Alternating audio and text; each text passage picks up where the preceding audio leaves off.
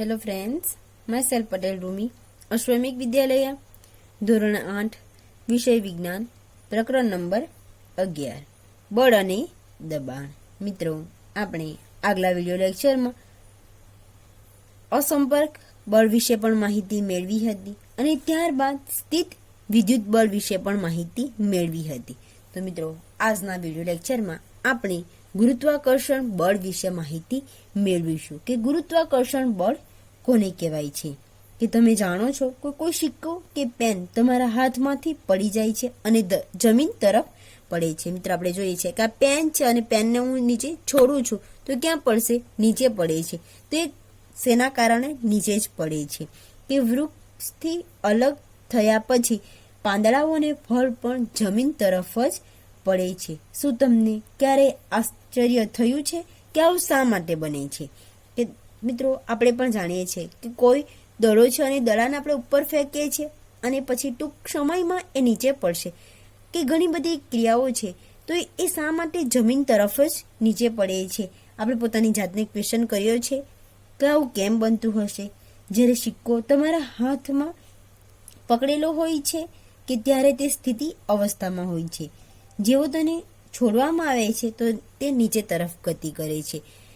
મિત્રો, આપણે પેનનું ઉદાહરણ દ્વારા એ માહિતી મેળવી છે કે જેવો તેને છોડવામાં આવે છે કે તે નીચે તરફ ગતિ કરવાની શરૂઆત કરે છે. તે પરથી સ્પષ્ટ થાય છે કે સિક્કાની ગતિની અવસ્થામાં ફેરફાર થાય છે. કે જે સિક્કો છે હાથમાં હોય છે ત્યારે સ્થિર અવસ્થામાં હોય છે અને જ્યારે આપણે એને છોડીએ છીએ હાથમાંથી ત્યારે એ કઈ દિશામાં આવે છે? ગતિની અવસ્થામાં આવે છે. એટલે કે ઉપરથી નીચે જાય છે અને એની જે ગતિ છે ગતિની અવસ્થામાં ફેરવાય છે. શું તેના પર બળ લાગ્યું વગર આવું શક્ય છે? કે કયું બળ લાગે છે? કે મિત્રો, સિક્કો છે, સિક્કાને આપણે છોડી દઈએ છીએ તો કોઈક ને કોઈક એના પર બળ લાગે છે. શું લાગે છે? બળ લાગે છે. કે પદાર્થ કે વસ્તુઓ પૃથ્વી તરફ એટલે પડે છે કારણ કે પૃથ્વી તેમની પોતાની તરફ ખેંચે છે. કોઈ પણ વસ્તુ નીચે શા માટે પડે છે? કે પૃથ્વી કે વસ્તુઓ પૃથ્વી તરફ એટલે પડે છે કે પદાર્થો કે વસ્તુઓ પૃથ્વી તરફ એટલે પડે છે કારણ કે પૃથ્વી તેમને પોતાની તરફ ખેંચે છે. કે કોઈ પદાર્થ કે વસ્તુ છે એ પૃથ્વી તરફ એટલે પડે છે કારણ કે પૃથ્વી તેને પોતાની તરફ શું કરે છે? ખેંચે છે. કે આ બળને ગુરુત્વ બળ કહે છે. કે જે કંઈક બળ લાગે છે કે આ બળને ગુરુત્વ બળ કહે છે. કયું બળ કહે છે? કે જે બળ પૃથ્વી પોતાની તરફ ખેંચે છે તેને શું કહેવાય છે? ગુરુત્વ બળ કહે છે. અથવા માત્ર ગુરુત્વ કહે છે એમ પણ આપણે કહી શકીએ છીએ. અથવા તો ગુરુત્વાકર્ષી બળ પણ આપણે એને કહી શકીએ છીએ. અથવા ગુરુત્વાકર્ષી બળ પણ કહી શકીએ છીએ. મિત્રો, તમને ક્વેશ્ચન પૂછી શકાય કે ગુરુત્વાકર્ષી બળ શું છે? અથવા તો ગુરુત્વાકર્ષણ બળ કોને કહે છે? કે પદાર્થ કે વસ્તુઓ પૃથ્વી તરફ એટલે પડે છે કારણ કે પૃથ્વી તેમને પોતાની તરફ ખેંચે છે. આ બળને ગુરુત્વ બળ કહે છે અથવા તો ગુરુત્વાકર્ષી બળ પણ કહી શકીએ છીએ. અથવા એને માત્ર ગુરુત્વ પણ આપણે કહી શકીએ છીએ. કે ગુરુત્વ બળ બધા જ પદાર્થ પર લાગે છે. કે ગુરુત્વ બળ બધા જ પદાર્થો પર લાગે છે કે જે ગુરુત્વ બળ છે એ બધા જ પદાર્થો પર લાગે છે. ગુરુત્વ બળ આપણા બધા પર દરેક સમયે આપણી જાણકારી વગર લાગતું રહે છે. જ્યારે આપણે કોઈ નળ ખોલીએ છીએ ત્યારે પાણી જમીન તરફ વહેવા લાગે છે. એ આપણે બધા જાણીએ છીએ કે ગુરુત્વ બળને કારણે જ નદીમાંથી પાણી નીચે તરફ વહે છે. એ જ રીતે મિત્રો કે ગુરુત્વ એ માત્ર પૃથ્વીનો એકલાનો ગુણધર્મ નથી. હકીકતમાં વિશ્વના દરેક પદાર્થ નાનો હોય કે મોટો હોય એક બીજા પર બળ લગાડે છે અને આ બળને શું કહેવાય છે? ગુરુત્વાકર્ષણ બળ કહે છે. કે ગુરુત્વાકર્ષણ બળ કોને કહેવાય છે? કે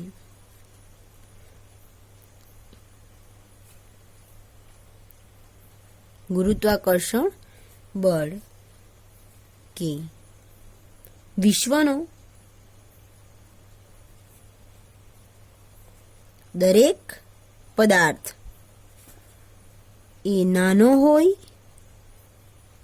કે મોટો હોય છે. મિત્રો નાનો હોય એટલે કે પેન જેવો હોય અથવા તો મોટો એક પથ્થર કે એકબીજા પર બળ લગાડે છે અને આ બળને ગુરુત્વાકર્ષણ બળ કહે છે. કે વિશ્વનો દરેક પદાર્થ નાનો હોય અથવા તો મોટો હોય અને એકબીજા પર શું લાગે છે? બળ લગાડે છે અને આ બળને ગુરુત્વાકર્ષણ બળ કહે છે. કયું બળ કહેવામાં આવે છે? ગુરુત્વાકર્ષણ બળ. મિત્રો આપણે એક નવા ટોપિક વિશે ભણીશું. નવા ટોપિકનું નામ છે દબાણ. કે દબાણ કોને કહેવાય છે? તમે દબાણના ઉદાહરણોથી પરિચિત છો જ. આપણે એના વિશે માહિતી મેળવીએ. કે વંટોળ કે ચક્રાવાત વખતે તોફાની પવન ઘરની છતને પણ ઉડાડી લઈ જાય છે. તમે એ પણ શીખ્યા જ છો કે વંટોળ અને ચક્રવાત એ હવાના દબાણના તફાવતને લીધે ઉદ્ભવે છે. આપણે જાણીએ છીએ મિત્રો વંટોળ અને પવન એ શેના કારણે ઉદ્ભવે છે? હવાના દબાણના તફાવતના લીધે. કે વંટોળ અને ચક્રવાત એ હવાના દબાણના તફાવતને લીધે ઉત્પન્ન થાય છે. શું આ દબાણ અને બળ વચ્ચે કોઈ સંબંધ છે? કે દબાણ અને બળ કોને કહેવાય છે અને એકબીજા સાથે સંબંધ ધરાવે છે કે નહીં? કે કોઈ લાકડાના પાટિયામાં એક ખીલીને તેના શીરથી ઠોકવાનો પ્રયત્ન કરો. મિત્રો આ એક ખીલી છે. શું છે? આ એક ખીલી છે અને આ એક લાકડાનું પાટિયું છે. અને ખીલી છે, ખીલીને આપણે શેના વડે લાકડામાં ઠોકવાની છે? હથોડી વડે. તો શું એ ઠોકાશે? તો હા. કે કોઈ લાકડાના પાટિયામાં એક ખીલીને તેના શીરથી ઠોકવાનો પ્રયત્ન કરો. શું તમે સફળ થાવ? કે હા. કે એ જે ખીલી છે લાકડાના પાટિયામાં ઠોકવાનો પ્રયત્ન કરીએ છીએ ત્યારે ઠોકાય છે. હવે ખીલીને તેના અણીદાર છેડા પાસેથી ઠોકવાનો પ્રયત્ન કરો. શું તમે આ વખતે ખીલી ઠોકી શકો? કે અણીદાર જે છેડો છે એના તરફથી આપણે ઠોકવાનો પ્રયત્ન કરીએ તો ઠોકી શકાશે? ના. કે ઠોકી શકાશે નહીં. એ જ રીતે મિત્રો કે શાકભાજીને કોઈ બુઠ્ઠી તથા ધારદાર છરી વડે કાપવાનો પ્રયત્ન કરો. કયું સરળ છે? કે મિત્રો આપણને જાણીએ છીએ, આપણે પણ ઘરમાં કામ કરતા હોઈએ છીએ ત્યારે શાકભાજી કાપવાનું આપણે કામ કરતા હોઈએ છીએ અને એ શાકભાજી જ્યારે કાપવા બેસીએ છીએ જ્યારે એ શાકભાજીને કે છરી વડે કાપવામાં આવે છે. આપણે બધા જાણીએ છીએ. અને જો છરી ધારદાર હશે તો શાકભાજી આપણને સરળતાથી અને ટૂંકા સમયમાં કપાઈ જશે. પરંતુ એ જે છરી છે એ છરી જો બુઠ્ઠી હશે કે ધારદાર ન હોય છે ત્યારે એને કાપવાનો આપણે ગમે તેટલો પણ પ્રયત્ન કરીએ છીએ પરંતુ એ આપણને એ જે શાકભાજી છે કાપવામાં સમય લે છે. એટલા માટે કહ્યું છે કે શું તમને એવું લાગે છે કે ક્ષેત્રફળ પર બળ લગાડવામાં આવે છે કે હા. ઉદાહરણ તરીકે ખીલીના અણીદાર છેડાથી તે ક્ષેત્રફળ દ્વારા કાર્યમાં સહેલું બનાવવામાં એક અગત્યની ભૂમિકા ભજવે છે કે એકમ ક્ષેત્રફળ દીઠ લાગતા બળને દબાણ કહે છે. કે દબાણ કોને કહેવાય છે કે એકમ ક્ષેત્રફળ દીઠ લાગતા બળને દબાણ કહે છે. મિત્રો અહીં તમને ક્વેશ્ચન પૂછી શકાય કે દબાણ કોને કહેવાય છે, તો એકમ ક્ષેત્રફળ દીઠ લાગતા બળને શું કહેવામાં આવે છે, દબાણ કહે છે. અને દબાણને પી સંજ્ઞા વડે દર્શાવાય છે. કઈ સંજ્ઞા વડે દર્શાવવામાં આવે છે, પી સંજ્ઞા વડે. એટલે કે ને બીજા અંગ્રેજીમાં શું નામ કહેવાય છે, પ્રેશર. શું કહેવાય છે, દબાણને પી સંજ્ઞા વડે દર્શાવવામાં આવે છે. એનું સૂત્ર જોઈએ આપણે કે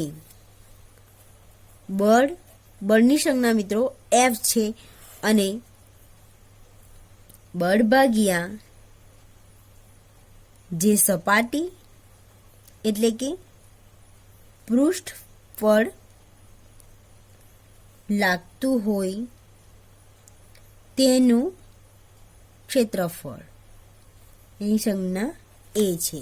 મિત્રો તમને ક્વેશ્ચન પૂછી શકાય કે દબાણને કઈ સંજ્ઞા વડે દર્શાવાય છે, તો દબાણને પી સંજ્ઞા વડે દર્શાવાય છે, જ્યારે બળને એફ સંજ્ઞા વડે દર્શાવાય છે અને ક્ષેત્રફળને એ સંજ્ઞા વિશે દર્શાવાય છે. મિત્રો આ જે સૂત્ર છે મોસ્ટ આઈએમપી કે દબાણ પી બરાબર બળ ભાગ્યા જે સપાટી પૃષ્ઠ પર લાગતું હોય તેનું ક્ષેત્રફળ.